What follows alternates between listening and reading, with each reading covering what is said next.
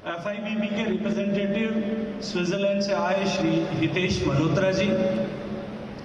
मंच पर उपस्थित एग्जीक्यूटिव कमेटी मेंबर IOA और एडॉक कमेटी के चेयरमैन श्री रोहित राजपाल जी, मंच पर उपस्थित मेरी साथी, क्योंकि मैं राजस्थान बैडमिंटन एसोसिएशन के अध्यक्ष के नाते काम करता हूं, उत्तराखंड बैडमिंटन एसोसिएशन के अध्यक्ष आदरणीय अलकनंदा जी, मंच पर उपस्थित सारे अर्जुना अवार्डी प्लेयर्स, मंच पर उपस्थित और मंच के साथ में बैठे हुए सभी एडॉक कमेटी के मेंबर्स, सभी स्टेट के सेक्रेटरी, देश भर से आए हुए सभी टीमों के कोचेस, इस आयोजन समिति में मुख्य भूमिका निभाने वाले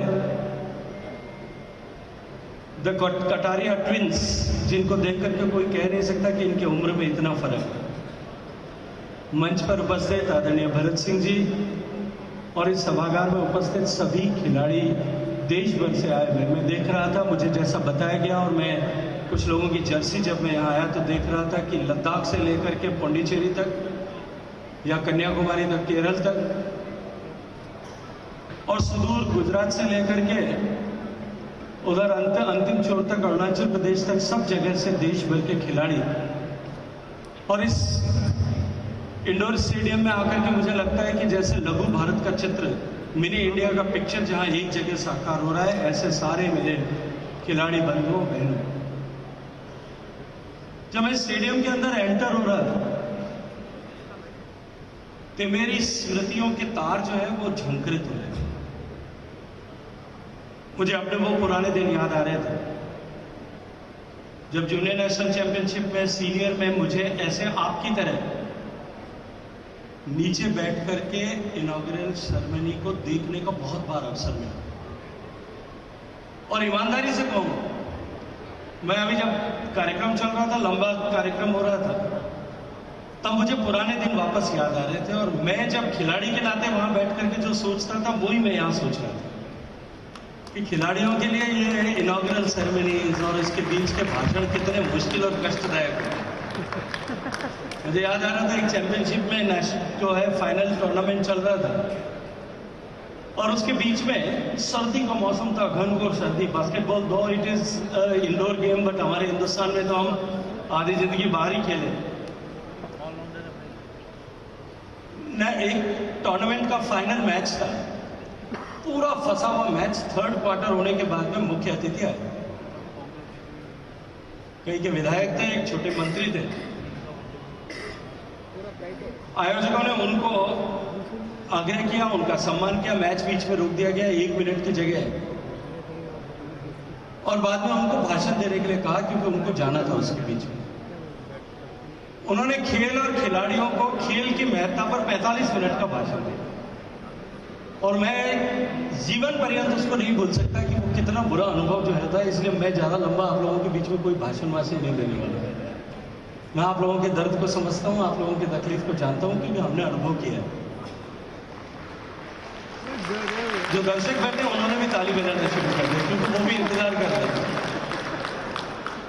ये तय है कि भारत में पिछले 10 वर्षों में खेल का स्तर माननीय मोदी जी की प्रेरणा से, उनके प्रत्यक्ष हस्तक्षेप से बहुत हद तक सुधरा है। और उसको ड्राइव करने वाले माननीय मोदी जी की सरकार में खेल मंत्री के नाते काम करने वाले राज्यवर्धन सिंह जी आज राजस्थान के खेल और युवा मामलात के मंत्री के रूप में काम कर रहे हैं।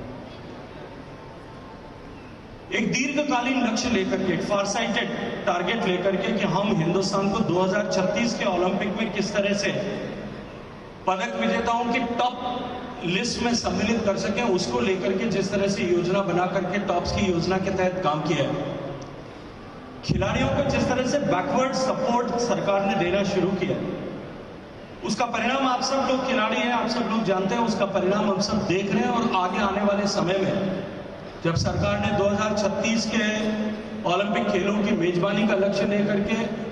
यूथ ओलंपिक्स उससे पहले उनको मेजबानी करने का लक्ष्य लेकर के, और 2028 के ओलंपिक पोडियम की फिनिश के टारगेट को लेकर के जो इनिशिएटिव्स किए हैं, उन सबको विस्तार से उसके बारे में चर्चा करने की आवश्यकता नहीं है, आप सब लोग उसके बारे में जानते हैं। लेकिन इसके अतिरिक्त भी खेल का दूसरा पक्ष, स्पोर्ट्स इकोनॉमी जिस तरह से ग्लोबली ग्रो कर रही है, आज से 10 साल पहले तक दुनिया के दूसरे देशों में फिर भी था, लेकिन भारत में जो है स्पोर्ट्स का इकोनॉमी में कंट्रीब्यूशन 0.01% भी नहीं था। लेकिन पिछले 10 सालों में जिस तरह से स्पोर्ट्स इकोनॉमी ने ग्रो किया है, स्पोर्ट्स गुड्स मैन्युफैक्चरिंग जो लगभग 1 लाख करोड़ रुपए तक की पहुंच गई है, और हिंदुस्तान में उत्पादित होने वाला 65% स्पोर्ट्स गुड्स जो है आज एक्सपोर्ट हो रहा है। उसके साथ साथ में स्पोर्ट्स अपैरल्स की इकोनॉमी, मैं आप सब लोगों को जिस तरह के वाइब्रेंट कलर्स पहने हुए देख रहा हूं, मुझे याद आता है जब मैं यूनिवर्सिटीज का जो है इंटर यूनिवर्सिटीज का